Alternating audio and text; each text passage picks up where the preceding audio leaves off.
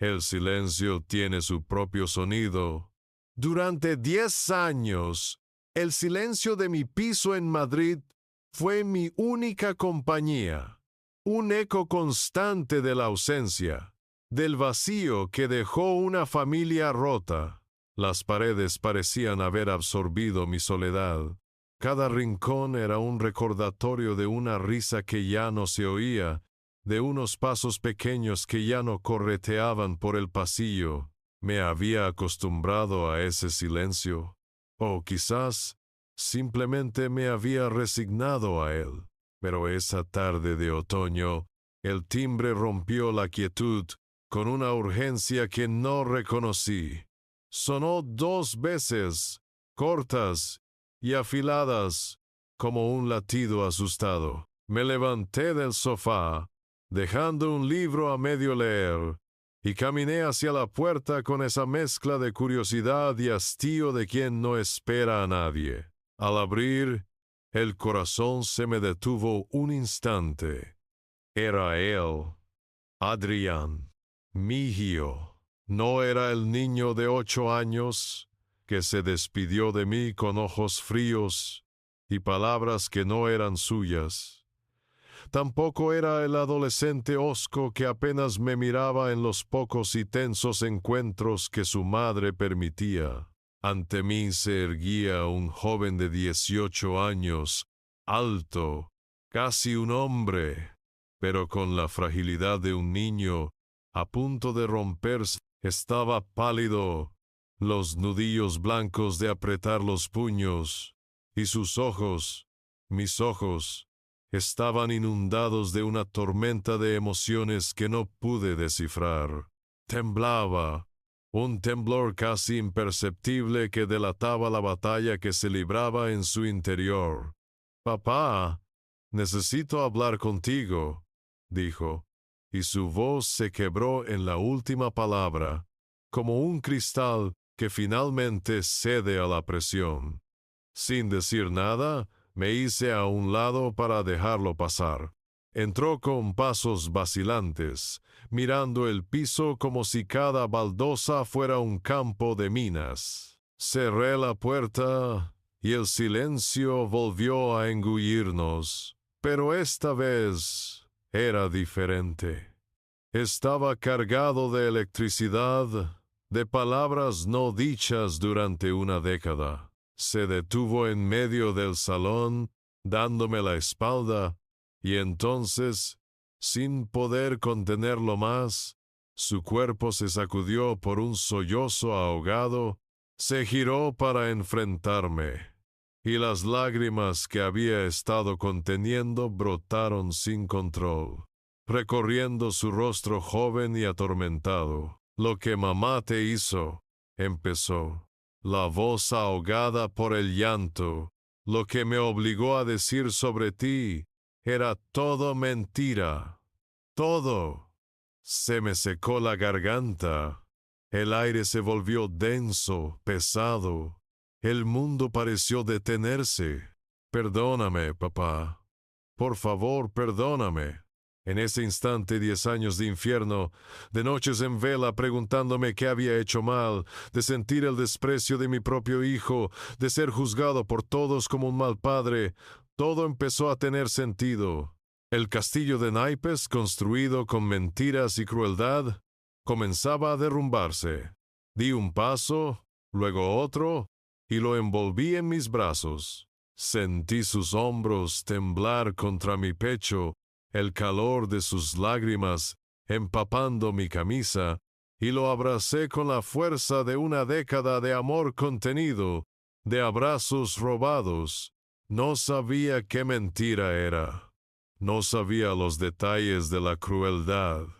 Pero en ese momento solo una cosa importaba. Mi hijo había vuelto a casa. Antes de contarte la red de mentiras que mi ex esposa tejió y cómo nuestro hijo, con su valentía, nos devolvió la justicia, déjame un comentario y dime desde qué ciudad de España estás escuchando mi historia. Tu apoyo, aunque no lo creas, significa mucho para mí. Para entender la oscuridad de aquel momento, Primero tienes que conocer la luz que lo precedió. Mi mente, liberada por fin del peso de la culpa, viajó 12 años atrás, a una vida que parece sacada de un álbum de fotos ajeno, una vida en Valencia. Vivíamos en un piso luminoso en el barrio de Ruzafa, con un balconcito desde el que se colaba el murmullo de la ciudad. Nuestra vida tenía el sabor de la horchata en verano y el calor de los buñuelos en marzo. Los fines de semana eran sagrados.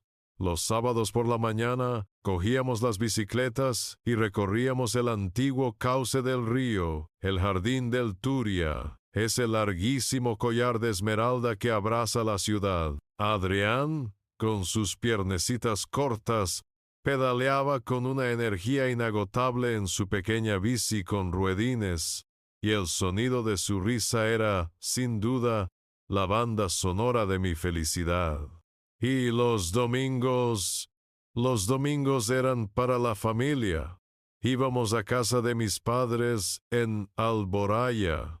El olor a leña y azafrán nos recibía desde la calle. Mi padre, un hombre de manos grandes y corazón noble, era el maestro paellero. Yo era su pinche, y Adrián, nuestro pequeño inspector de calidad, probando un grano de arroz aquí y otro allá. Sofía, en aquel entonces, se sentaba a la sombra con mi madre, hablando de cosas triviales, sonriendo, siempre sonriendo. En Fallas, la ciudad se transformaba. El aire olía a pólvora, a fiesta. Recuerdo llevar a Adrián sobre mis hombros para que viera los monumentos, sus ojos de niño abiertos como platos ante aquellas figuras gigantes de cartón piedra. Sofía nos miraba desde una distancia prudente, aplaudiendo con delicadeza, siempre impecable, siempre perfecta. Estaba locamente enamorado de ella, o al menos de la mujer que yo creía que era. Me enamoré de su inteligencia, de su risa fácil, de la forma en que parecía entender el mundo. Cuando me dijo que estaba embarazada, sentí que tocaba el cielo. El día que Adrián nació, lloré como un niño, sosteniendo aquel pequeño bultito en mis brazos, sintiendo sus deditos aferrarse a los míos. Le prometí en silencio que siempre lo protegería, que sería el mejor padre del mundo. Qué ingénieux fui. Los primeros años fueron un sueño. Tengo fotos mentales grabadas a fuego en la memoria. Yo, en el césped del parque, enseñándole a Adrián a dar sus primeras patadas a un balón que era casi más grande que él. Las noches en las que nos acurrucábamos en su cama, mientras yo le leía cuentos, cambiando las voces de los personajes, hasta que se quedaba dormido con una sonrisa. La forma en que sus bracitos me rodeaban el cuello cuando lo recogía de la guardería. Eran momentos perfectos, instantes de una felicidad tan pura que dolerá recordarlos pero incluso en el paraíso más cuidado, a veces crece la mala hierba. La primera señal, la primera bandera roja, fue tan sutil que la ignoré, la justifiqué como un mal día. Fue en una cena con antiguos compañeros de la universidad. Laura, mi mejor amiga desde la infancia, casi una hermana para mí, vino con su marido. Durante toda la noche, noté a Sofía extrañamente callada. Cuando Laura, entre risas, recordó una anécdota de nuestra adolescencia, una travesura sin importancia, la sonrisa de Sofía se congeló. De vuelta a casa, estalló la tormenta, la forma en que te mira, la forma en que habláis. Parece que tenéis vuestro propio mundo, un mundo en el que yo no existo, me dijo, su voz afilada con un veneno que no le conocía. Intenté explicarle, calmarla, Sofía es Laura. La conozco desde que teníamos 5 años. Eres mi esposa. Te quiero a ti, pero no sirvió de nada. No quiero que la vuelvas a ver a solas, sentenció. No es apropiado. Luego empezó con mi familia. Comentarios pequeños, casi insignificantes. Tu madre te trata como si todavía fueras un niño, decía después de una paella de domingo. Oh, tu hermana es un poco intensa, ¿no crees? Siempre quiere ser el centro de atención, poco a poco. Con la paciencia de una araña tejiendo su red, intentaba aislarme, convencerme de que su amor era el único que necesitaba, el único puro y verdadero. Pero de cara al mundo, la fachada era inexpugnable. Sofía era la esposa ideal, la madre perfecta. En las reuniones del colegio, las cenas con amigos, las comidas familiares, era encantadora, atenta, divertida. Todos la adoraban. «¡Qué suerte tienes, Mateo!», me decían mis amigos. «Sofá es un encanto». Y yo sonreía, porque en el fondo quería creerlo con todas mis fuerzas. Quería pensar que esas pequeñas espinas de celos y control eran solo defectos menores en una relación maravillosa. No sabía que no eran defectos, eran la advertencia de la catástrofe que estaba por venir. La transición de la luz a la sombra no fue abrupta. Fue un lento crepúsculo, un enfriamiento gradual que al principio confundí con la rutina, con el desgaste natural de los años. Las risas de Sofía se volvieron más escasas, sus sonrisas más forzadas. Empezó a criticarlo todo, mi forma de vestir, mis amigos, la manera en que dejaba la taza de café sobre la encimera. Eran pequeños alfileres, pinchazos constantes que iban minando la atmósfera de nuestro hogar. Adrián se convirtió, sin saberlo, en su principal campo de batalla. Si yo le compraba un helado de chocolate, ella comentaba en voz alta que demasiado azúcar no es bueno para su concentración. Si pasábamos la tarde en el parque jugando al fútbol y volvíamos con las rodillas manchadas de hierba, ella suspiraba con fastidio. «Siempre lo traes hecho un desastre, Mateo. ¿No puedes jugar a algo más tranquilo?» Cada gesto de amor paternal que yo tenía era reinterpretado por ella como una prueba de mi incompetencia o de mi falta de consideración. Las discusiones se hicieron diarias, un ruido de fondo en nuestras vidas. Eran por tonterías, pero la carga emocional era inmensa, y siempre, de una forma u otra, Adrián terminaba en medio. «No le grites, que el niño se asusta», me decía ella en un susurro, aunque mi voz no hubiera subido de un tono conversacional, mientras ella, minutos antes, había estado criticando un dibujo que el niño había hecho con toda su ilusión. Una noche, después de una semana particularmente tensa, la encontré en el salón con las maletas hechas. No las suyas, sino las mías. Estaban junto a la puerta, como una sentencia silenciosa. «Quiero el divorcio», dijo, sin mirarme. Estaba de pie junto a la ventana, observando la noche, como si la decisión fuera tan impersonal como el cambio del tiempo. «Ya no puedo más, Mateo. Esta vida no es para mí. Me siento sola, incomprendida. Tu mal carácter, tu distancia, me han consumido. Me quedé de piedra. Mal carácter, distancia». Yo era el que intentaba proponer planes, el que buscaba su mirada, el que se callaba para no discutir delante de Adrián, Estaba reescribiendo nuestra historia en tiempo real, pintándome como el villano para justificar su huida. Se había envuelto en el manto de la víctima con una maestría que me dejó sin aliento. Los días siguientes fueron una niebla de abogados y papeles. Yo, en mi estupor, solo podía pensar en Adrián. Propuse una custodia compartida, lo más equitativa posible. Quería que nuestro hijo sufriera lo menos posible. Fue durante una de esas discusiones, en el despacho de su abogada, cuando la máscara de Sofía se cayó por completo, revelando el monstruo que se escondía debajo. Estábamos negociando los fines de semana. Yo pedía 2 al mes, lo estándar. Ella se negaba en rotundo. Adrián necesita estabilidad, y tú no se la puedes dar, argumentaba con una calma gélida. Cuando su abogada salió un momento para atender una llamada, me incliné sobre la mesa. Sofía, por favor, es nuestro hijo.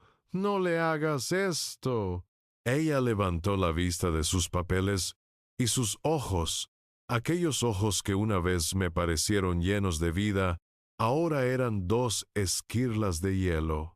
Se inclinó también, y su voz fue un siseo, bajo y letal. Escúchame bien, Mateo.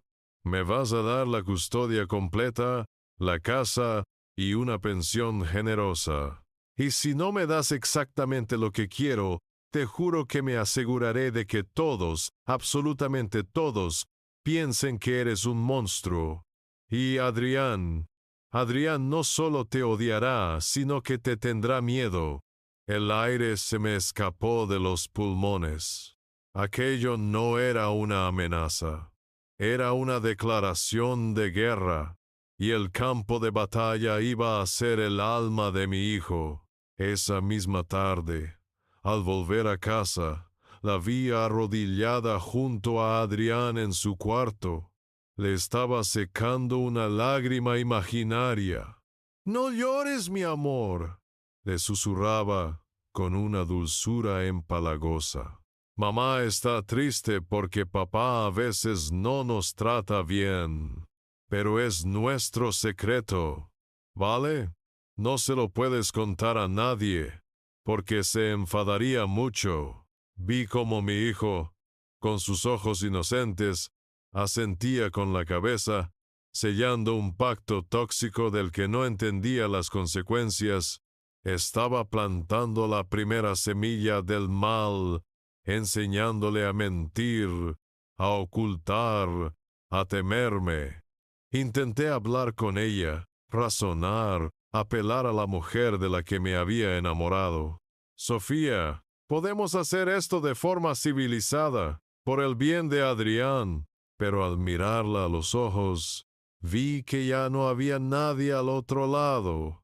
Solo había un plan, una estrategia fría y calculada.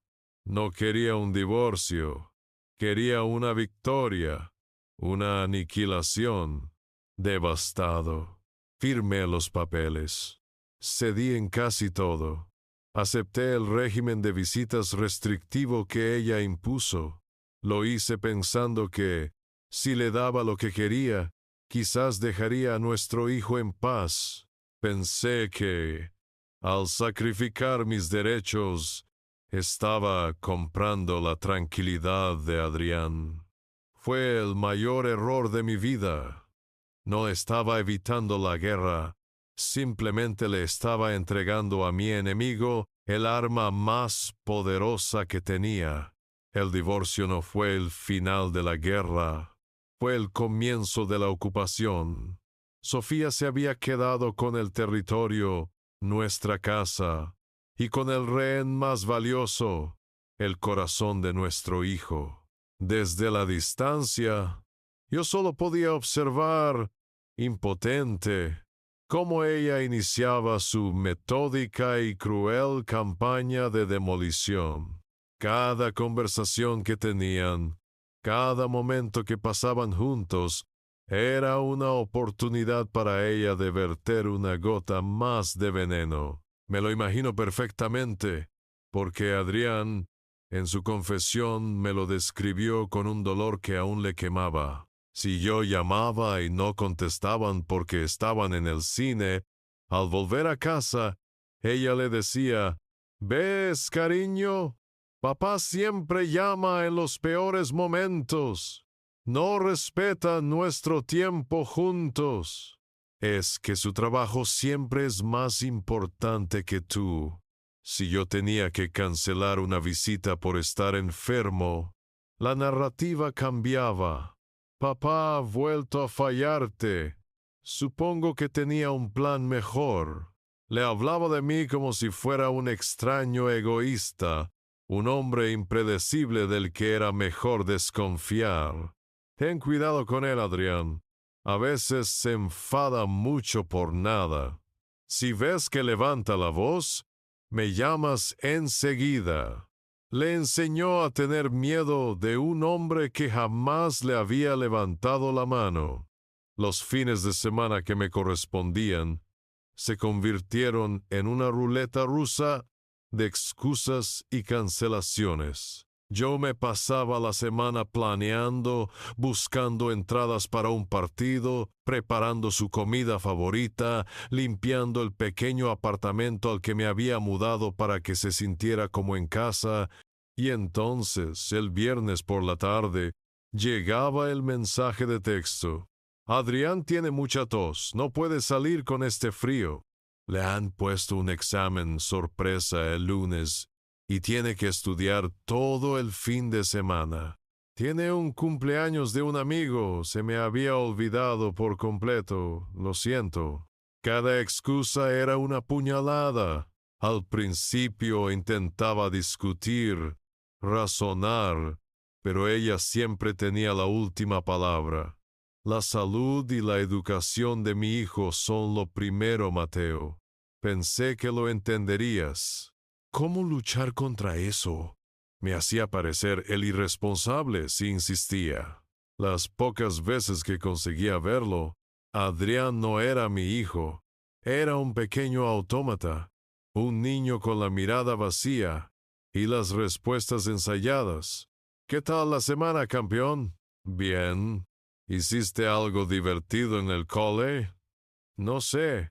Se sentaba en el sofá a ver la tele, sin mirarme, rechazando cualquier juego que le proponía. Podía sentir el muro invisible que Sofía había construido entre nosotros. Un muro hecho de miedo y lealtad mal entendida.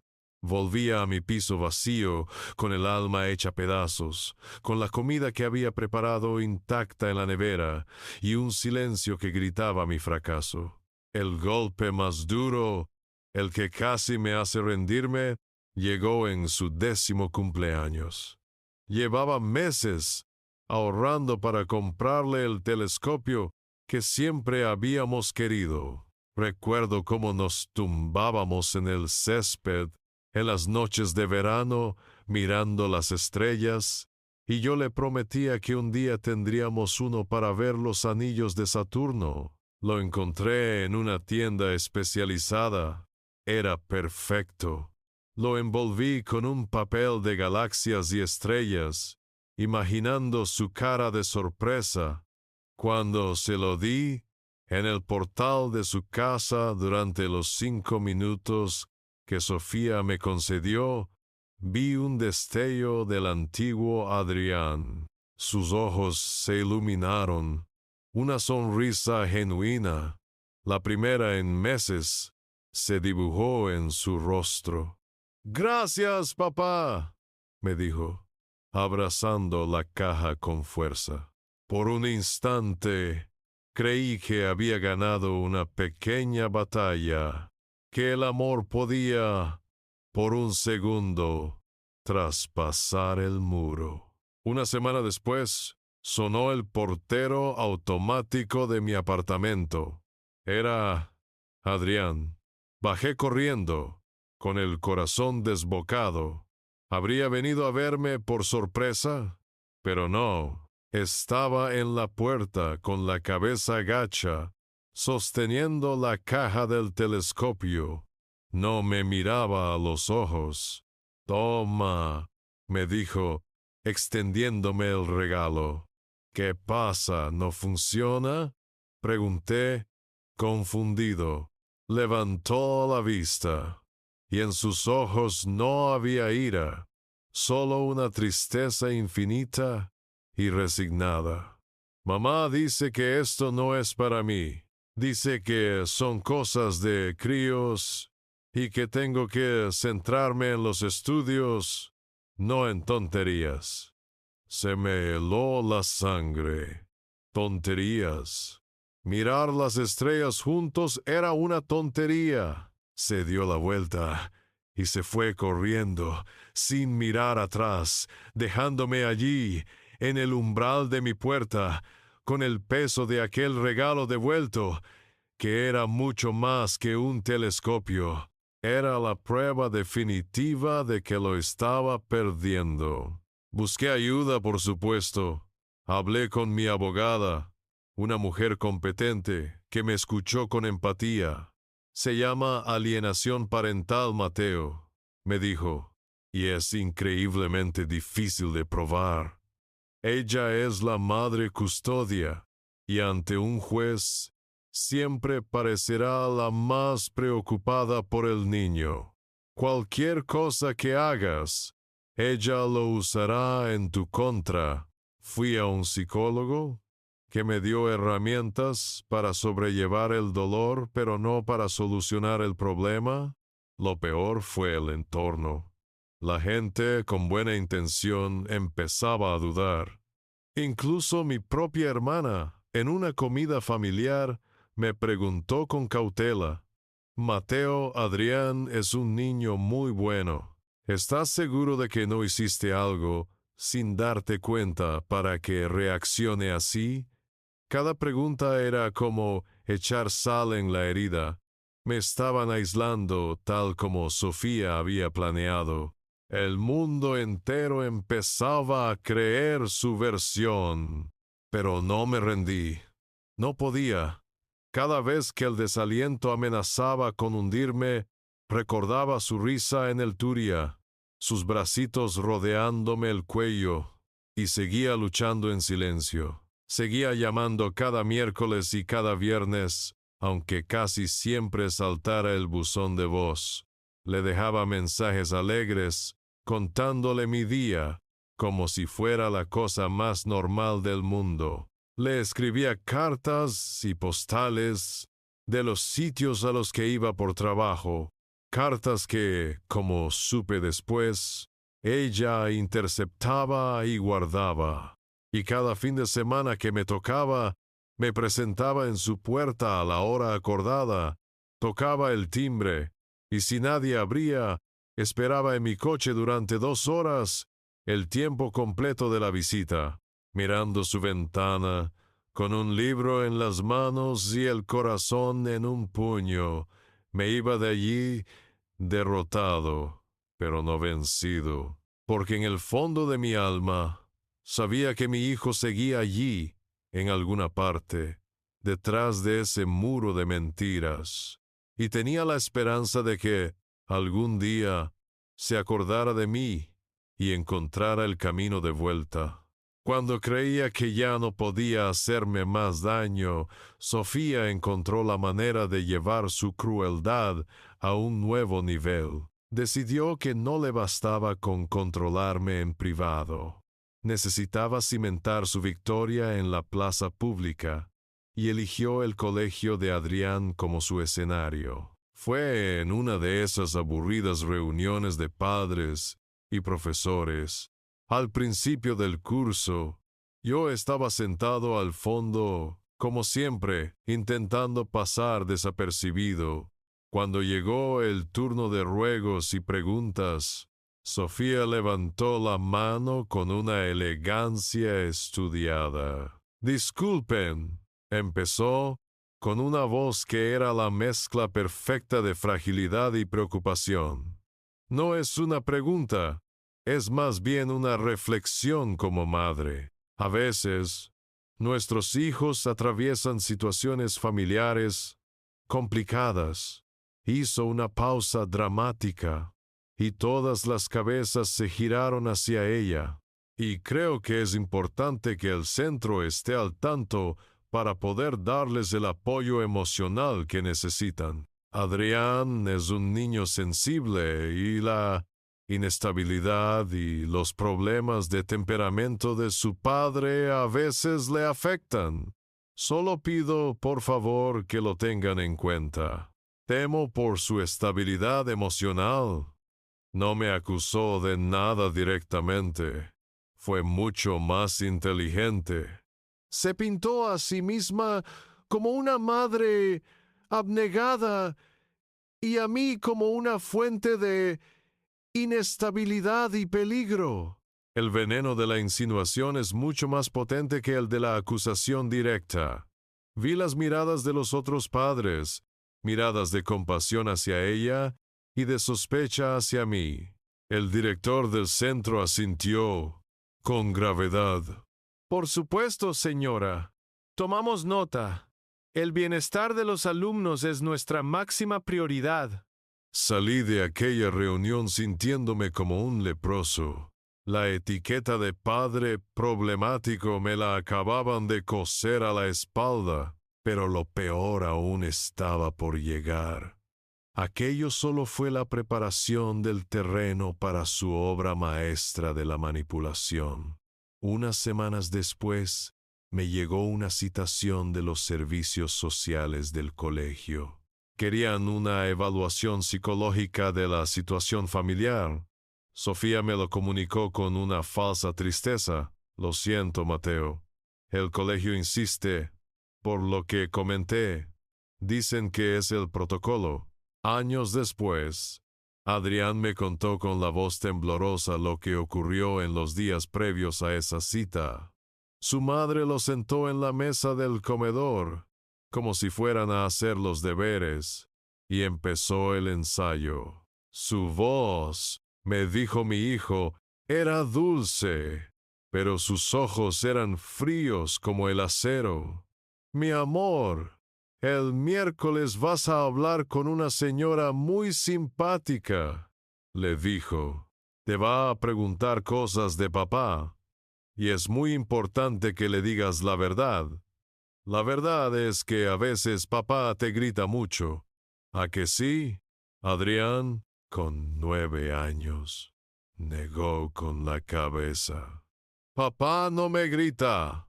La sonrisa de Sofía se desvaneció. Adrián, no me contradigas. Papá te grita, y a ti te da mucho miedo cuando se enfada. ¿Lo entiendes? Luego vino el chantaje, cruel y directo.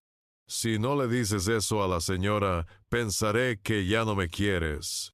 Y si no me quieres, quizás no tenga sentido que sigas teniendo la PlayStation. Y tampoco podrás ir al campamento de verano con tus amigos. Sería una pena, ¿verdad?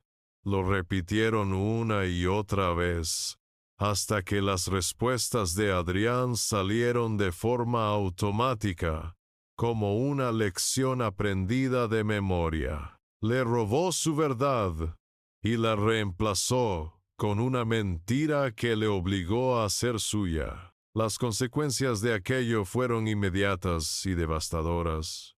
El informe de la psicóloga escolar fue cauto, pero reflejaba los temores del menor. A partir de ese día, el colegio se convirtió en una fortaleza. Si quería recoger a Adrián, tenía que avisar con 24 horas de antelación para que Sofía diera su autorización por escrito.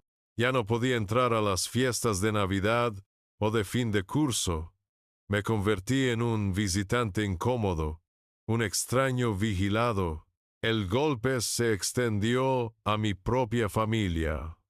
Mis padres, sus abuelos, intentaron seguir viendo a Adrián, llamando a Sofía para organizar visitas. Ella, con una amabilidad venenosa, les decía, «Claro, por mí no hay problema, pero es Adrián el que no quiere». Dice que le recordáis a su padre y se pone muy nervioso. No podemos forzarlo, ¿verdad? Mis padres, dos personas mayores que adoraban a su nieto, quedaron destrozados. Sofía, con una habilidad diabólica, había conseguido aislarme por completo, construyendo un muro inexpugnable a nuestro alrededor. Caí en una tristeza profunda. Me sentía completamente solo, gritando en una habitación insonorizada. Mis amigos más cercanos intentaban apoyarme, pero notaba su incomodidad, su duda. ¿Y si había algo de verdad en todo ello? Y si, como decía Sofía, yo no era consciente de mi propio mal carácter. Su mentira era tan persistente que a veces, en mis peores momentos, llegaba a dudar de mí mismo. El amor por mi hijo era lo único que me mantenía a flote, la única razón para levantarme de la cama cada mañana. Y entonces, cuando la esperanza era apenas un rescoldo a punto de extinguirse, ocurrió algo. Fue unos 2 años después de la reunión del colegio. Adrián ya tenía 12 años. Yo había ido al centro comercial a comprar unas cosas, y al salir de una tienda, me topé con ellos. Sofía me vio y su cuerpo se tensó al instante. Agarró a Adrián del brazo, dispuesta a cambiar de dirección para evitarme. Pero esta vez, algo fue diferente. Adrián se soltó de su agarre. Fue solo un segundo, un instante de rebelión. Corrió hacia mí. Me rodeó la cintura con sus brazos en un abrazo torpe y rápido, y apretó su cara contra mi pecho. Y en un susurro tan bajo que casi creí haberlo imaginado, dijo, «Lo siento».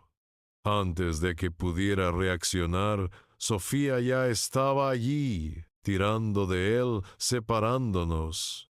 «¡Adrián! ¡Vámonos!», le espetó con rabia contenida. Lo arrastró pasillo adelante, sin mirar atrás. Me quedé allí parado, en medio del bullicio del centro comercial, con el corazón latiéndome a 1000 por hora. No me había llamado papá, pero me había abrazado y me había pedido perdón. No sabía qué era lo que sentía, pero sabía que mi hijo, el verdadero Adrián, seguía allí. Esa pequeña migaja de esperanza, ese susurro de 2 segundos, se convirtió en mi alimento.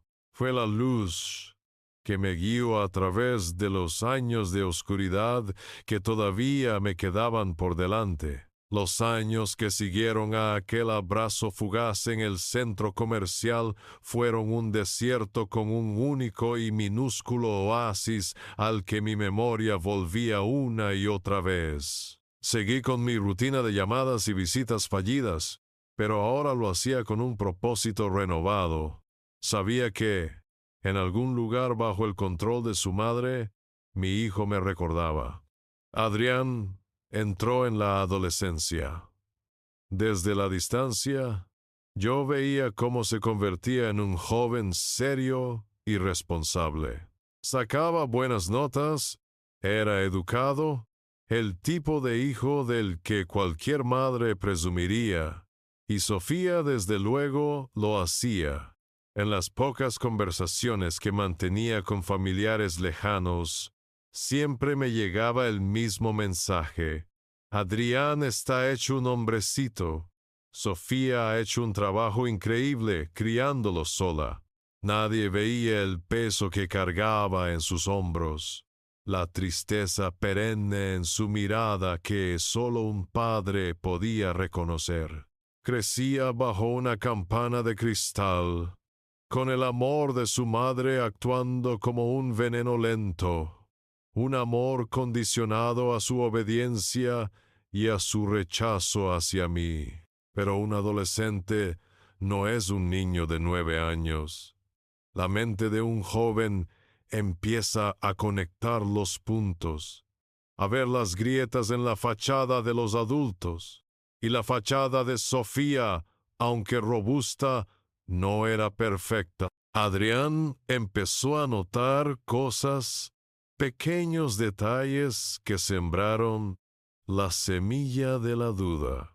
Un día, la escuchó hablar por teléfono con una de sus amigas, contándole una mentira elaborada sobre por qué no podía quedar con ella, todo con un tono lastimero y convincente. Adrián reconoció ese tono. Era el mismo que usaba cuando le hablaba de mí. Otra vez, la vio ser increíblemente amable y halagadora con una vecina en el ascensor, y un minuto después, al entrar en casa, criticarla con un desprecio brutal. ¿Cómo puede ser tan falsa?, se preguntó. Si le mentía así a gente que le daba igual, ¿no le habría mentido también a él sobre algo mucho más importante? La narrativa que le habían impuesto, la de la madre víctima y el padre villano, empezó a tambalearse. Las piezas del puzzle ya no encajaban. Recordaba mi voz leyéndole cuentos, mis manos enseñándole a atarse los cordones, y no podía reconciliar esos recuerdos con la imagen del monstruo que su madre le había pintado. El terremoto que derribó el muro de mentiras llegó cuando Adrián tenía 16 años. Sofía le pidió que bajara al trastero a buscar las viejas decoraciones de Navidad. El trastero era el reino del olvido, un lugar polvoriento lleno de cajas, muebles viejos y recuerdos que Sofía había decidido descartar. Mientras buscaba entre cajas de espumillón y bolas de colores, algo le llamó la atención. Al fondo, detrás de una bicicleta estática que jamás se había usado, había una simple caja de zapatos cubierta de polvo, con una palabra escrita a rotulador, varios. La curiosidad pudo más que él. La abrió, y dentro encontró su infancia robada. La caja estaba llena de las cartas que yo le había escrito cada semana durante años, postales desde cada ciudad a la que viajaba por trabajo, pequeños regalos que le había comprado con la esperanza de que le llegaran, un llavero de su equipo de fútbol, un libro de aventuras, una maqueta de un coche clásico y también, en el fondo, el telescopio. Su telescopio. Todo aquello que su madre le había jurado que se perdió en el correo o que tu padre nunca llegó a enviar. Estaba todo allí, oculto, silenciado. Adrián me contó que subió la caja a su cuarto a escondidas, como un ladrón en su propia casa. Esperó a que su madre se durmiera, y a la luz de una pequeña lámpara empezó a leer. Pasó la noche entera, y la siguiente, y la de después, devorando mis palabras. Eran cartas de un padre desesperado por conectar con su hijo. Le hablaba de mi trabajo, de los libros que leía, de los recuerdos que teníamos. Le contaba lo mucho que lo echaba de menos, lo orgulloso que estaba de él. Cada carta terminaba igual. Nunca lo dudes, campeón. Te quiero más que a nada en el mundo. Encontró fotos que yo había metido en los sobres. Fotos de nosotros en la playa, él subido a mis hombros. Fotos de su primer día de cole, con su mochila más grande que él. Fotos de una vida feliz que su madre no solo había terminado, sino que había intentado borrar de su memoria. Fue como ver una película de su propia vida, de la que solo recordaba el final triste. Mis palabras, mis cartas, le estaban devolviendo el principio. La duda se convirtió en una certeza aplastante. El dolor, en rabia, se dio cuenta de la magnitud de la manipulación, de la crueldad deliberada de su madre. No solo le había mentido, le había robado a su padre, le había negado el derecho a ser querido por los dos. Sintió una rabia inmensa, una furia fría y silenciosa hacia la mujer que dormía en la habitación de al lado, pero por encima de la rabia, sintió una culpa terrible. Se vio a sí mismo, un niño pequeño, devolviéndome el telescopio, mirándome con ojos fríos, repitiendo las palabras de ella. Comprendió que él también había sido un arma en esa guerra sucia. La semilla de la rebelión había germinado. Ya no era una cuestión de duda, sino de cuándo y cómo iba a buscar la verdad. El niño asustado había muerto esa noche entre cartas polvorientas y recuerdos recuperados. En su lugar había nacido un joven con una misión: encontrar a su padre y deshacer el daño. El descubrimiento de la caja marcó un antes y un después. La rebelión de Adrián no fue de gritos ni de portazos. Fue una revolución silenciosa, una toma de distancia metódica y glacial. Empezó a construir su propia vida fuera de las cuatro paredes de la casa que se había convertido en una prisión emocional. Las excusas para no estar allí eran siempre impecables. Grupos de estudio para la selectividad, trabajos de clase en la biblioteca, entrenamientos con el equipo de baloncesto del instituto. Sofía, al principio, no lo notó. Estaba demasiado ocupada disfrutando de su papel de madre, de un adolescente ejemplar. Pero poco a poco, la ausencia de Adrián se hizo palpable. La silla vacía en la cena, las noches en las que llegaba justo para meterse en su cuarto. Ya no era su confidente, su pequeño soldado. Era un extraño educado que compartía su techo. Ella intentaba retenerlo con sus armas de siempre: la culpa, el victimismo. ¿Ya no te gusta pasar tiempo con tu madre, con todo lo que he sacrificado por ti? Pero sus palabras ya no hacían mella en él. Adrián había leído la verdad en mis cartas, y la manipulación de su madre se había vuelto transparente, casi patética. La gota que colmó el vaso, el momento que lo empujó a actuar, fue una tarde en la que volvió a casa antes de lo esperado. La puerta estaba entreabierta y escuchó a su madre en el salón, hablando por teléfono con una de sus amigas. Su voz era alegre, presuntuosa, la voz de una generala celebrando una victoria. «Mateo, no, por favor, ni me hables de él», decía Sofía entre risitas. «Lo puse en su sitio hace años, y ahí se quedó, un 0 a la izquierda. Lo mejor de todo es que conseguí lo que quería.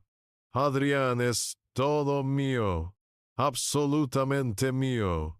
Nunca querrá a ese inútil de su padre.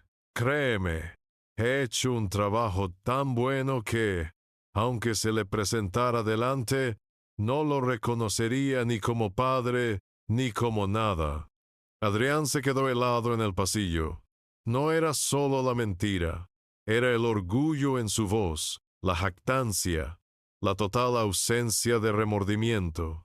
Escuchó cómo su madre se reía de mi dolor, de su propio engaño. En ese preciso instante cualquier resquicio de lealtad filial que pudiera quedarle se hizo cenizas. Comprendió que su madre no lo quería a él, quería poseerlo.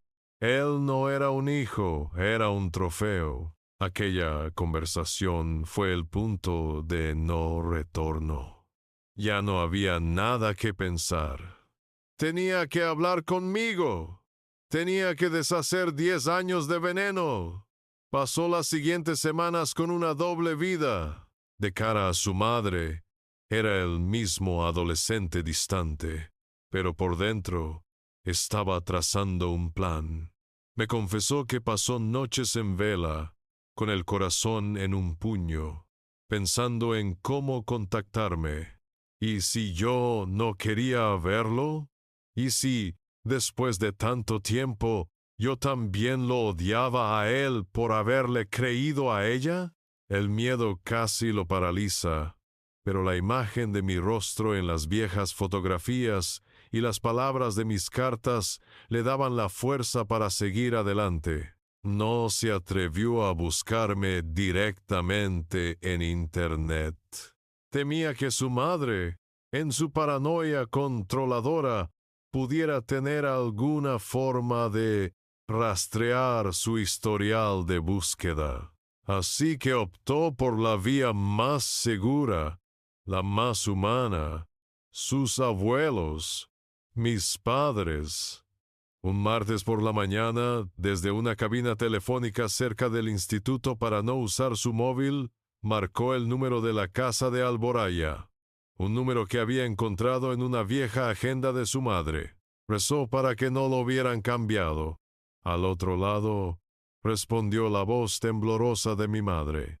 «Dígame, abuela, soy yo, soy Adrián», dijo, y la voz casi no le salió. Hubo un silencio al otro lado de la línea, un silencio cargado de incredulidad y de una década de anhelo. Luego, un sollozo. «Adrián, hijo mío, ¿de verdad eres tú?». Mi madre lloraba, y Adrián, de pie en aquella cabina fría, lloró con ella. Le explicó que necesitaba verme, que era urgente. Mi madre, entre lágrimas de alegría, le dio mi número de móvil y la dirección de mi piso en Madrid, donde me había mudado por trabajo hacía un par de años. «Llama a tu padre, cariño. Te está esperando. Lleva 10 años esperándote». Ese fue el último paso, la llamada final. Me contó que tuvo mi número en su mano durante horas antes de atreverse a marcar. Y finalmente lo hizo. Cuando yo contesté, él no dijo nada al principio. Solo escuché su respiración agitada. «¿Adrián?», pregunté, con un hilo de voz, reconociendo ese silencio. Y él solo pudo decir: «Papá, ¿puedo ir a verte?». Y así, la narración nos devuelve al principio, a esa tarde de otoño en mi piso de Madrid. El círculo se había cerrado. Adrián estaba sentado en mi sofá, con la mirada perdida en la caja de zapatos que había traído consigo y que ahora descansaba sobre la mesa del café, abierta, mostrando su contenido de cartas y recuerdos. Acababa de terminar de contármelo todo, cada detalle de su vida bajo el yugo de Sofía, cada mentira, cada amenaza, hasta la conversación telefónica que lo había empujado a buscarme. El peso de 10 años de historia no contada flotaba en el aire entre nosotros. Lo miré, y ya no veía a un joven de 18 años, sino al niño de 9 asustado, al adolescente de 16 traicionado, al bebé que sostuve en mis brazos. Todo su dolor, toda su confusión, ahora eran míos también. El silencio volvió a llenar la estancia, pero ya no era un silencio de soledad, era el silencio previo a la justicia. El silencio de dos almas que, después de una década perdidas en la oscuridad, por fin habían vuelto a encontrarse. Mientras las últimas palabras de su confesión quedaban suspendidas en el aire, miré a mi hijo, a este joven que había cargado con un peso insoportable durante la mitad de su vida. No sentí rabia, ni necesidad de hacer más preguntas. Todo el dolor de la última década se disolvió en una ola de pura compasión. Me arrodillé frente a él, tomé su rostro entre mis manos y lo obligué a mirarme. Adrián, escúchame, le dije, mi voz firme pero cargada de emoción. Nada de esto es tu culpa. Nada. Eras un niño, y un niño tiene que confiar en su madre. Hiciste lo que tenías que hacer para sobrevivir en la situación en la que te pusieron. Lo único que importa, lo único en todo este mundo que importa, es que estás aquí ahora. Vi cómo sus hombros se relajaban, como si le hubiera quitado una armadura que llevaba puesta desde la infancia. Se derrumbó en mis brazos de nuevo, pero esta vez no era un llanto de culpa, sino de liberación. Y yo lo sostuve, sintiendo cómo, pieza por pieza, nuestra rota relación comenzaba a soldarse. A la mañana siguiente llamé a mi trabajo. No voy a ir en unos días, le dije a mi jefe. He recuperado algo que llevaba mucho tiempo perdido. No necesité decir más. Pasamos los días siguientes en una especie de burbuja, suspendidos en el tiempo, reconectándonos. Sacamos los viejos álbumes de fotos que yo había guardado como un tesoro sagrado. Adrián se veía a sí mismo de pequeño, riendo a carcajadas sobre mis hombros, con la cara manchada de chocolate, dormido en el sofá con nuestro viejo perro. Me acuerdo de este día, susurró, señalando una foto en la playa de la Malvarrosa. Hicimos un castillo de arena gigante y tú dijiste que era mi fortaleza para proteger los sueños. Recordaba. A pesar de todo, recordaba. Hablamos durante horas, sin un orden concreto. Me contaba anécdotas de sus años en el instituto, sus gustos musicales, sus miedos sobre el futuro. Y yo le contaba historias de su infancia, de las travesuras que hacía, de lo orgulloso que estaba de él. Estábamos rellenando los enormes huecos que la mentira había dejado, tejiendo de nuevo el tapiz de nuestra historia compartida. El tercer día, supe que era el momento. Marqué el número de mis padres. «Mamá», dije con la voz temblorosa, «tengo a alguien aquí conmigo que quiere hablar contigo». Le pasé el teléfono a Adrián. «Hola, abuela», dijo. Al otro lado de la línea se hizo un silencio absoluto, seguido de un grito ahogado de mi madre. Cogieron el primer AVE de Valencia a Madrid al día siguiente. El reencuentro en la estación de Atocha fue una de las escenas más emotivas que he vivido jamás. Mi madre corrió hacia él y lo abrazó como si quisiera fundirse con él, llorando y riendo al mismo tiempo, acariciándole el pelo, la cara, como si no pudiera creer que era real. Mi padre, siempre más reservado, se acercó después, con los ojos vidriosos, puso sus grandes manos sobre los hombros de Adrián y solo dijo, «Bienvenido a casa, nieto». Estábamos todos juntos de nuevo. La familia, esa que Sofía había intentado desmantelar, estaba completa otra vez. Esa noche, cenando los cuatro en mi piso, el ambiente era de una felicidad serena. Contamos historias, nos pusimos al día, pero debajo de la alegría flotaba una pregunta inevitable. ¿Y ahora qué? Fue Adrián quien la formuló. «No quiero que se salga con la suya», dijo, dejando los cubiertos a un lado. No quiero que siga contándole a todo el mundo su historia de madre valiente y padre ausente. No es justo, ni para ti, papá, ni para los abuelos, ni siquiera para mí. Quiero que la gente sepa la verdad. Mi padre asintió, con el rostro serio. Tu hijo tiene razón, Mateo. Esto no puede quedar así.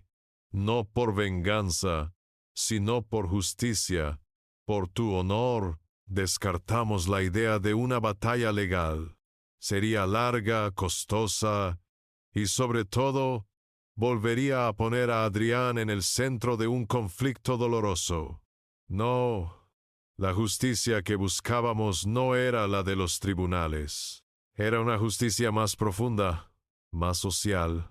Queríamos que la verdad resonara en el mismo círculo donde la mentira había acampado a sus anchas durante una década. La semana que viene es el 70 cumpleaños de la abuela, dijo Adrián de repente, refiriéndose a la madre de Sofía. Toda la familia va a estar allí, tíos, primos, todos los que han escuchado su versión durante años. Ella siempre es la estrella en esas reuniones, la pobre viuda de un marido en vida, la madre coraje. Nos miramos los cuatro alrededor de la mesa, y sin necesidad de decir una palabra más, todos supimos que habíamos encontrado el escenario perfecto, el cumpleaños de su abuela, el corazón de su fortaleza de mentiras, el lugar donde su imagen de mártir era más sólida. Ese sería el lugar donde, con la simple y demoledora fuerza de la verdad, íbamos a derribar su teatro, no con odio, sino con la dignidad que nos había sido negada durante demasiado tiempo.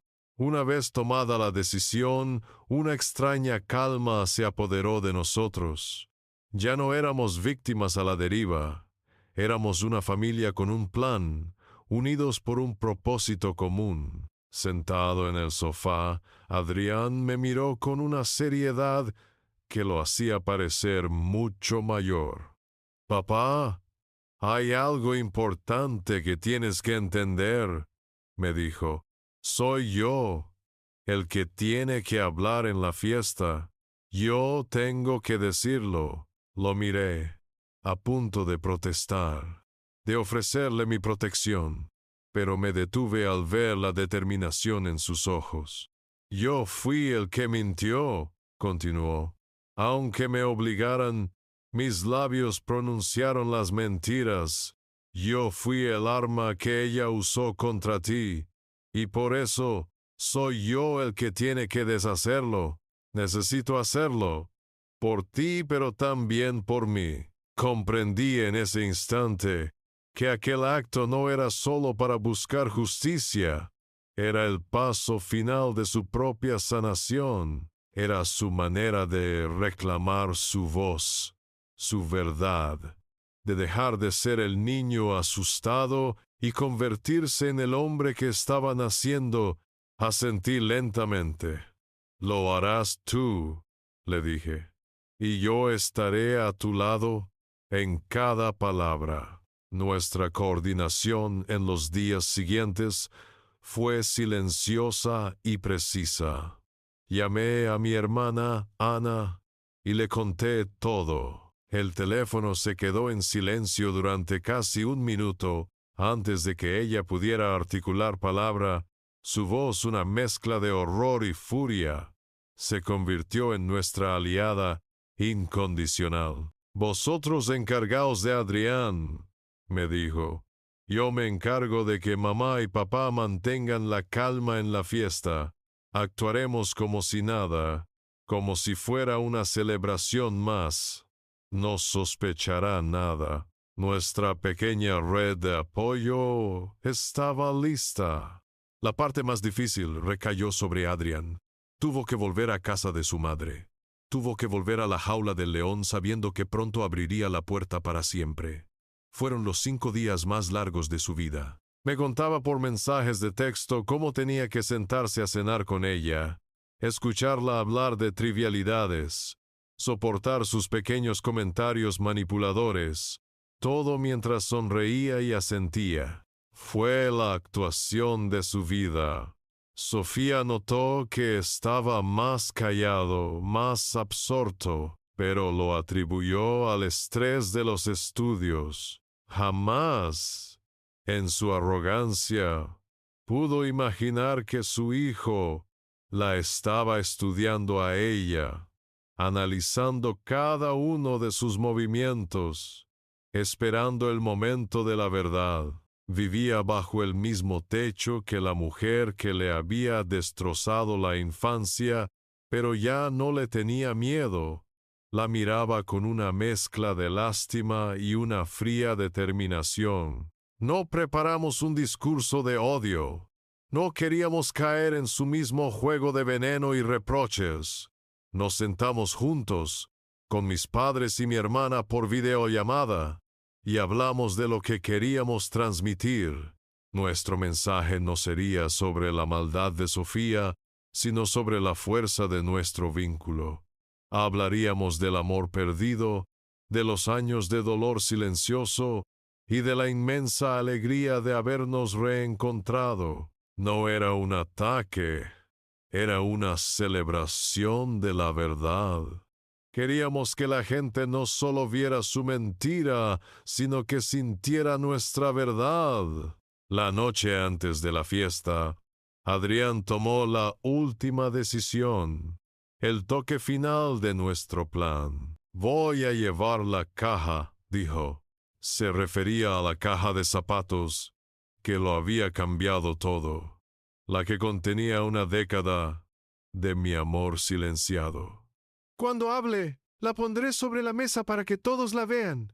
No era solo una prueba, era un símbolo. Cada carta, cada postal, cada pequeño regalo devuelto era un testimonio mudo de mi persistencia y de la crueldad de su madre.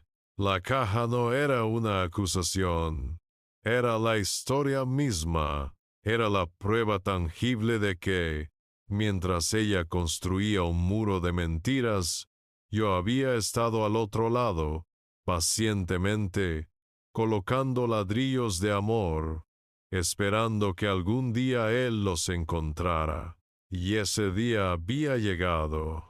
El restaurante que la familia de Sofía había reservado para el cumpleaños era uno de esos sitios elegantes y ruidosos, con manteles blancos y un murmullo constante de copas y conversaciones. El clan entero estaba allí, celebrando a la matriarca, y en el centro de ese universo, como una reina en su corte, estaba Sofía, irradiaba una falsa modestia, aceptando los halagos de tíos y primos que se acercaban a felicitarla no solo por el cumpleaños de su madre, sino por su propio éxito.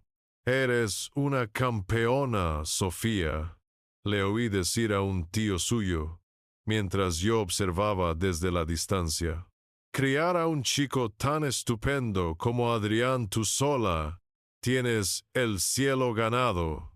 Ella sonreía, un gesto perfectamente ensayado de gratitud y sufrimiento contenido. «Bueno, una hace lo que tiene que hacer por un hijo», respondía, dejando que la frase flotara en el aire para que todos la admiraran. Adrián estaba a su lado, con una sonrisa tensa, jugando su papel a la perfección. Mi llegada fue como una nota discordante en una sinfonía perfecta. Entré en el salón reservado y, de repente, las conversaciones más cercanas a la puerta titubearon y se apagaron. Las cabezas se giraron. Vi las miradas. Sorpresa, incomodidad, hostilidad. Era el fantasma en el banquete, el recordatorio viviente de la historia de la que nadie quería hablar. Sofía me vio. Su sonrisa se evaporó, reemplazada por una máscara de pura furia. Dejó su copa de vino sobre la mesa con un golpe seco y caminó hacia mí a grandes zancadas, su cuerpo rígido como un témpano de hielo. ¿Se puede saber qué demonios haces tú aquí? Siseó, su voz baja para no montar una escena, pero cargada de veneno. Nadie te ha invitado. Esto es una fiesta privada. Lárgate ahora mismo o llamo a seguridad. Se plantó frente a mí, esperando que me acobardara, que diera media vuelta como un perro apaleado. Pero antes de que yo pudiera decir nada, una voz tranquila pero firme sonó detrás de ella. Yo lo invité, mamá. Adrian había aparecido a mi lado, colocándose ligeramente entre los dos. Sofía se giró para mirarlo, estupefacta. «Es mi padre», continuó Adrián, mirándola directamente a los ojos, «y tiene derecho a estar aquí». La mandíbula de Sofía se contrajo. Estaba atrapada. Montar una escena y echar al padre que su propio hijo acababa de defender públicamente la dejaría en mal lugar. Su sonrisa forzada volvió a su rostro, una mueca grotesca. Ah, claro, una sorpresa de Adrián. ¡Qué considerado! Se dio la vuelta y se alejó, pero pude ver la tensión en sus hombros. La primera grieta en su armadura acababa de aparecer. La fiesta continuó, pero el ambiente había cambiado. Las miradas ahora iban de mí a Adrián y luego a Sofía, intentando descifrar el nuevo juego de poder. Cuando llegó el momento de los discursos, después de que un par de tíos dijeran unas palabras insulsas sobre la cumpleañera, pedí la palabra. Me levanté con mi copa en la mano. Un silencio incómodo llenó la sala. No voy a ser largo. Empecé mirando a todos, pero deteniéndome un segundo más en los ojos de Adrián. Solo quiero brindar por la familia. A veces, los caminos de una familia se separan, se llenan de malentendidos, de silencios, de dolor, y a veces la distancia puede parecer un abismo insalvable. Hice una pausa, dejando que las palabras calaran. Pero hoy he aprendido que no hay abismo que el amor de un padre por su hijo no pueda cruzar, y que no hay oscuridad que la luz de la verdad no pueda disipar. Brindo por la verdad y por el tiempo recuperado. Felicidades, suegra. Levanté la copa. La sala estaba en un silencio sepulcral. Nadie sabía muy bien cómo reaccionar a mis palabras. Sofía me miraba con puro odio. Justo entonces Adrián se levantó. Llevaba en la mano la vieja caja de zapatos. Con un gesto sereno, la colocó sobre la mesa del pastel, a la vista de todos. «Gracias, papá», dijo. Luego se giró hacia el resto de los invitados. Su voz no tembló. Era clara, fuerte, y resonó en cada rincón de la sala. «Yo también quiero decir algo. Quiero aprovechar que estamos todos en familia para deshacer una injusticia, una mentira que ha durado 10 años. El aire se podía cortar con un cuchillo. Sofía intentó levantarse. «Adrián, cariño, no es el momento». «Sí, mamá, es exactamente el momento», la cortó él, sin alzar la voz, pero con una firmeza que la dejó helada en su silla. «Durante 10 años», continuó Adrián, «todos vosotros habéis creído una historia, la historia de un padre ausente y una madre valiente. Y yo fui el principal testigo de esa historia. Yo fui el que os dijo que mi padre no me quería, que le tenía miedo. Recorrió la sala con la mirada, enfrentándose a cada par de ojos. Hoy vengo a deciros que esa historia es mentira. Una mentira que me obligaron a contar. Me enseñaron a tenerle miedo a mi propio padre. Me amenazaron con quitarme las cosas que quería si no decía lo que mi madre quería oír. Me hicieron cómplice de una crueldad que un niño de 9 años no podía entender. Se acercó a la caja de zapatos. La abrió. El primer objeto que sacó fue una de mis cartas, con el sobre amarillento por el tiempo. Mi madre me dijo que mi padre nunca me escribía, que se había olvidado de mí. Dejó la carta sobre la mesa. Luego, sacó el pequeño llavero del Valencia CF. Me dijo que a mi padre no le importaban mis gustos. Lo dejó junto a la carta y finalmente, con un gesto lento y deliberado, sacó el telescopio devuelto y me obligó a devolverle este regalo, diciéndome que eran tonterías de críos. Colocó el telescopio junto a lo demás, creando un pequeño altar de la verdad. Luego, levantó la vista, miró a su madre, cuyo rostro era una máscara de incredulidad y pánico, y pronunció la sentencia final, las palabras que me devolvieron la vida. Mi padre nunca me abandonó. Mi padre luchó por mí cada día durante 10 años. La que me robó a mi padre fue mi madre. Si el silencio anterior había sido tenso, el que siguió a las palabras de Adrián fue atronador, un vacío absoluto que pareció absorber todo el aire de la sala. 100 pares de ojos dejaron a Adrián y se clavaron en un único punto. Sofía. Vi su rostro pasar por una metamorfosis terrorífica en cuestión de segundos. Primero la incredulidad, una negación rotunda, como si su hijo estuviera hablando en un idioma desconocido. Luego un destello de furia pura. Sus ojos se entrecerraron y un rictus de odio deformó su boca.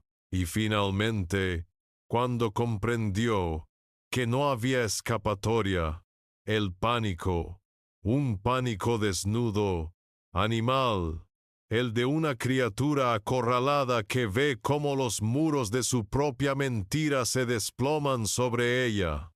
Su reacción fue exactamente la que esperábamos, la negación visceral. Se levantó de un salto, derribando su silla en el proceso.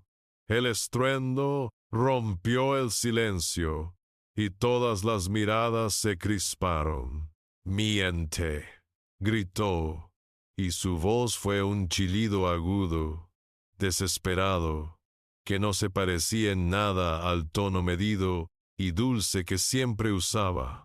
«¡Es mentira! ¡Todo es mentira! ¡Este hombre!», me señaló con un dedo tembloroso. «Le ha lavado el cerebro, lo ha manipulado. Mi hijo no sabe lo que dice». Pero nadie la creía. Su histeria, su rostro descompuesto, la forma en que sus ojos iban de un lado a otro buscando un aliado que no encontraba, todo la delataba. Ya no era la madre víctima, era una embustera atrapada en su propia farsa. Entonces ocurrió lo más devastador para ella. Su propia familia, el coro que durante una década había cantado sus alabanzas, le dio la espalda. Vi a su hermano Carlos, un hombre que siempre me había mirado con desdén, bajar la vista y negar lentamente con la cabeza, con una expresión de profundo asco. Sus primas, que minutos antes la elogiaban, ahora susurraban entre ellas, tapándose la boca, mirándola con horror. El golpe de gracia vino de su propia madre. La mujer del cumpleaños, la matriarca del clan, levantó la vista, miró a su hija deshecha y luego, con una lentitud que partía el alma, se cubrió el rostro con ambas manos. No dijo nada. No necesitaba hacerlo. Su gesto de vergüenza absoluta fue la condena final. Su propia madre no podía soportar la visión de la persona en la que se había convertido su hija. Al verse juzgada y sentenciada por su propia sangre, Sofía se rompió, soltó una especie de gemido ahogado y se lanzó hacia la salida. Su huida no fue digna, fue una carrera desesperada. Tuvo que abrirse paso a través de un muro de miradas acusadoras. Nadie se apartó para facilitarle el camino. Tuvo que rozar los hombros de sus tíos, pasar junto a las sillas de sus primos. Nadie le ofreció una palabra de consuelo. Cada rostro que se giraba a su paso era un espejo que le devolvía la imagen de su propia bajeza. Tropezó con una alfombra, casi cae, y finalmente empujó la puerta del salón y desapareció en la noche, sola, completamente sola. Cuando la puerta se cerró tras ella, fue como si una enorme tensión se liberara de la sala. El aire volvió a circular, y en medio de aquel caos silencioso me giré hacia Adrián. Estaba de pie, junto a la mesa, todavía temblando por la adrenalina, pero con la cabeza alta.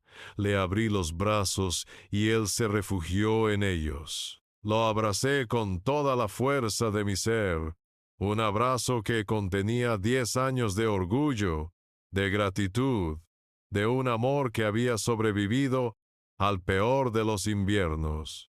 «Lo has hecho», le susurré al oído. «Lo has conseguido. Eres el hombre más valiente que conozco». La gente empezó a moverse, a hablar en murmullos, y entonces alguien se acercó. Fue Carlos, el hermano de Sofía. Se detuvo frente a nosotros, con una expresión de profundo arrepentimiento. «Mateo, Adrián», dijo, y su voz era ronca. «Yo no tenía ni idea. Te pido perdón, Mateo. Te juzgué, te creí su historia. Lo siento muchísimo». Me extendió la mano, y yo, después de un segundo, se la estreché. Después de él vinieron otros. Tíos, primos, se acercaban a Adrián, le ponían una mano en el hombro, le decían lo orgullosos que estaban de él, se acercaban a mí, me pedían disculpas, me daban un abrazo torpe. No había juicios, ni tribunales, ni abogados, pero en aquella sala, en medio de una fiesta de cumpleaños arruinada, se había dictado la sentencia más contundente de todas. La justicia no había sido legal, había sido social y familiar, y esa, a veces, es la que más duele, y la que más sana. La verdad, por fin, nos había hecho libres. La onda expansiva de la verdad, revelada en aquella fiesta, fue mucho más devastadora de lo que jamás imaginé. Para Sofía, la caída fue total y vertiginosa.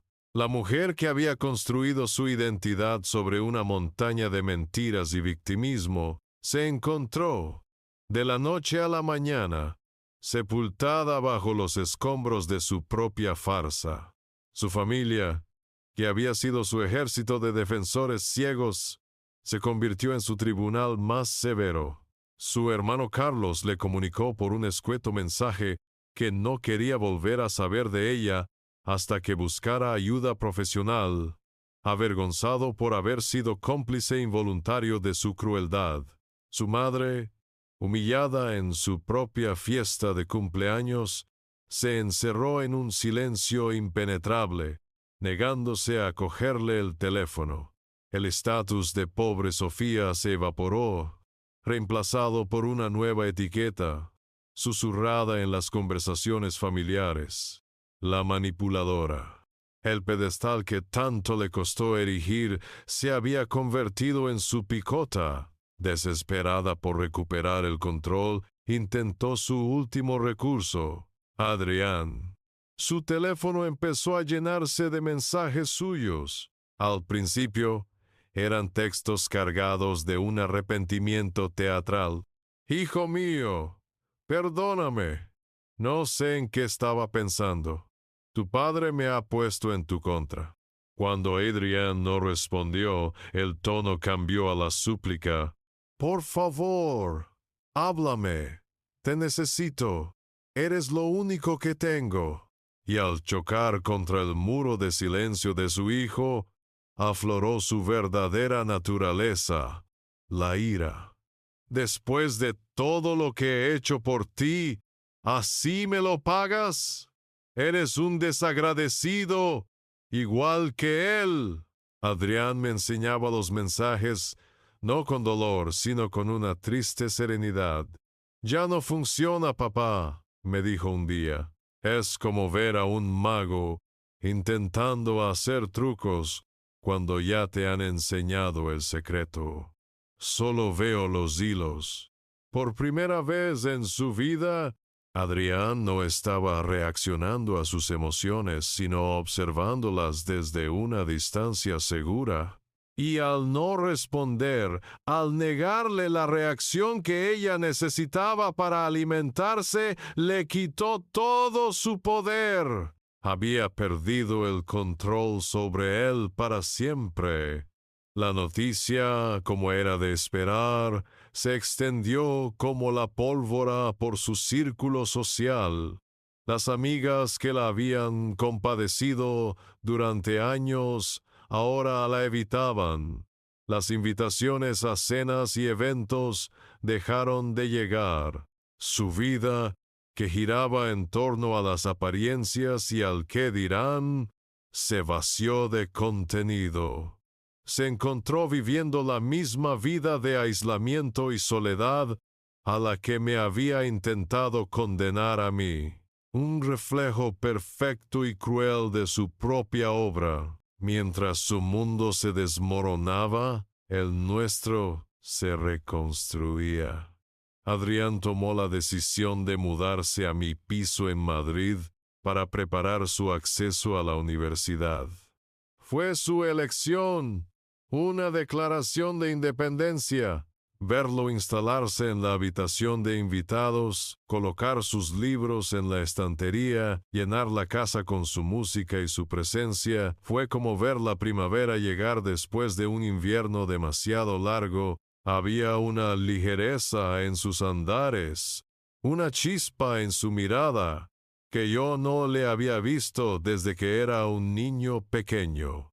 Comenzó la universidad, estudiando comunicación audiovisual, una carrera que le apasionaba y que había elegido por sí mismo, libre de la presión de su madre. Por primera vez lo vi hacer amigos de verdad, salir, reír a carcajadas, vivir la vida despreocupada de un joven de su edad. Se sentía libre, ligero, como si se hubiera quitado un traje de plomo que lo había oprimido durante años. Por mi parte, sentí una paz que no recordaba haber experimentado nunca. La rabia que me había acompañado como una sombra durante una década, el sentimiento de injusticia que me quemaba por dentro, simplemente se disiparon. La victoria no me trajo euforia, sino una profunda calma. Miraba a Adrián, lo escuchaba hablar de sus clases, de sus proyectos, y sentía que todas las heridas, aunque dejaran cicatriz, por fin podían empezar a sanar. Ya no era el padre acusado, era simplemente papá. Y esa palabra, en los labios de mi hijo, era la única vindicación que necesitaba. La paz, una vez recuperada, se instaló en nuestra casa y empezó a colorear nuestros días. Nos dedicamos, con la alegría de dos exploradores que descubren un continente perdido, a recuperar el tiempo. Cada fin de semana era una aventura, una página en blanco que llenábamos con nuevas memorias para superponerlas sobre las antiguas y dolorosas. Un sábado, cogimos un tren a Valencia. Hacía años que yo no pisaba Mestalla, pero esa tarde volvimos a hacerlo. Nos sentamos en la grada, rodeados del estruendo de los cánticos y el vibrante color naranja. Le compré a Adrián una bufanda del equipo, la misma que le habría comprado a los 10, a los 12, a los 15 años. Y cuando el Valencia marcó un gol, gritamos juntos, abrazados, dos extraños que se estaban reconociendo, dos viejos amigos que se reencontraban. En ese grito compartido liberamos años de silencio. Otro fin de semana nos escapamos a la Sierra de Guadarrama. Caminamos durante horas por senderos de montaña, con el aire fresco limpiándonos los pulmones y el sol filtrándose entre los pinos. Hacía mucho que no veía a Adrián tan relajado, tan él mismo. Hablamos de todo y de nada, de sus series favoritas, de la chica que le gustaba en la universidad, de sus sueños de dirigir películas algún día. Eran conversaciones sencillas, normales, y por eso mismo extraordinarias. En la cocina de mi pequeño piso, aprendimos a cocinar juntos. Le enseñé a hacer la tortilla de patatas como la hacía su abuela, y él, con la paciencia de su generación tecnológica, me enseñó a hacer un curry tailandés siguiendo un tutorial de YouTube. Entre risas y algún que otro desastre culinario, estábamos reconstruyendo un hogar. Pero la reconstrucción más importante fue la interior. Una noche, mientras veíamos una película en el sofá, noté que Adrián estaba extrañamente callado. Puse la película en pausa. «¿Qué pasa, campeón?», suspiró, sin apartar la vista de la pantalla apagada. «Sigo pensando en ello, papá», dijo en voz baja, «en cómo pude creérmelo todo, en cómo te traté. A veces, por la noche, me siento tan culpable». Apagué la televisión y me giré para mirarlo. «Adrián, ya hemos hablado de esto. No tienes absolutamente nada de lo que sentirte culpable». «Lo sé, pero…», dudó. «Siento que una parte de mí debería haber luchado más, haber sabido que no era verdad». «Escúchame», le dije, con toda la seriedad de la que fui capaz. «El único que tiene que perdonar aquí no soy yo. Yo no tengo nada que perdonarte. El único que tiene que perdonar eres tú. Tienes que perdonar a ese niño de 9 años que se vio atrapado en una situación imposible. Ese niño hizo lo que pudo para que su mundo no se viniera abajo. Lo protegió de la única manera que supo. Y gracias a él, gracias a que sobrevivió, tú estás hoy aquí. No le debes culpa, le debes compasión». Vi cómo sus ojos se humedecían. Asintió lentamente procesando mis palabras. Fue una conversación difícil, pero necesaria. A partir de ese día noté un cambio. La sombra de la culpa empezó a disiparse, dejando espacio para una aceptación más serena. Nuestra nueva dinámica familiar se consolidó con una naturalidad asombrosa. Adrián se convirtió en un habitual en las comidas de sus abuelos. Mi madre lo consentía, preparándole sus platos favoritos de la infancia, y mi padre mantenía con él largas conversaciones sobre política y fútbol. Mi hermana Ana y él desarrollaron una complicidad de primos, compartiendo bromas y confidencias. Los lazos que Sofía se había esforzado tanto en cortar no solo se habían restablecido, sino que ahora eran más fuertes y conscientes que nunca. Adrián había encontrado su lugar, un lugar donde era querido incondicionalmente, sin necesidad de actuar ni de mentir. Unas semanas después de aquella conversación en el sofá, Adrián llegó a casa con una caja de cartón. Dentro estaba la vieja PlayStation, el arma de chantaje de su madre. ¿Qué vas a hacer con ella?, le pregunté. La voy a vender, respondió con una calma decidida. No quiero tener esto en casa. Cada vez que la veo, me acuerdo de por qué la tengo. Lo entendí perfectamente. Al día siguiente, la puso a la venta en una aplicación de segunda mano. Se vendió en un par de horas, pero lo que hizo después me llenó de un orgullo inmenso. Papá, he estado buscando por internet, me dijo esa tarde, enseñándome la pantalla de su portátil. He encontrado una pequeña asociación aquí en Madrid. Ayudan a padres divorciados con pocos recursos a costear la ayuda legal y psicológica para luchar por la custodia de sus hijos. Me miró. He pensado en donarles el dinero de la consola. Todo. Asentí, con un nudo en la garganta. Es una idea maravillosa, hijo. Aquel gesto fue su cierre definitivo. Había transformado un símbolo de su opresión en un acto de generosidad y empatía. Había cerrado el círculo, no con rencor, sino con una madurez que me dejaba sin palabras. Nuestra vida siguió adelante. El dolor del pasado no desapareció por arte de magia. Por supuesto, era una cicatriz que ambos llevaríamos siempre, pero ya no era una herida abierta. Ya no definía nuestro presente. Nuestro presente estaba lleno de planes, de proyectos universitarios, de partidos de fútbol, de tortillas de patata.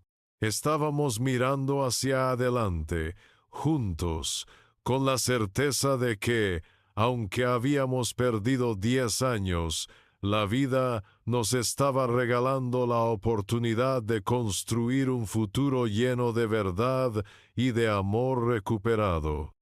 Ahora que el polvo se ha asentado y la paz ha vuelto a ser el estado natural de mis días, a menudo me encuentro en el balcón con una taza de café en las manos, mirando la vida de la ciudad sin verla realmente. Mi mente viaja hacia atrás, no con la angustia de antes, sino con la perspectiva que solo da el tiempo. Reflexiono sobre esos 10 años, esa década robada, y me maravillo de la increíble resiliencia del amor de un padre. Es una fuerza extraña y poderosa. Incluso cuando me sentía completamente derrotado, cuando cada puerta se cerraba y cada palabra de mi hijo era un puñal, había algo, una brasa minúscula en el fondo de mi alma que se negaba a extinguirse. Era la memoria de su risa, el tacto de su pequeña mano en la mía.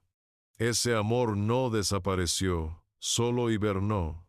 Se mantuvo latente, esperando pacientemente a que pasara el largo invierno de la mentira. Sobrevivió al veneno, a la distancia, al silencio, y cuando Adrián volvió, floreció de nuevo, más fuerte y consciente que nunca. He aprendido que la verdad es una fuerza de la naturaleza. A veces es un torrente que arrasa con todo a su paso, y otras, como en nuestro caso, es como el agua que se filtra lentamente por las grietas de una roca. Tarda, sí. A veces tarda tanto que uno llega a pensar que la roca es impenetrable. pero el agua es persistente, gota a gota, año tras año. Va erosionando la mentira hasta que, un día, la estructura entera cede y se desmorona. Dicen que la mentira tiene las patas muy cortas. En mi experiencia, a veces corre una maratón entera antes de caer, pero siempre, absolutamente siempre, termina cayendo.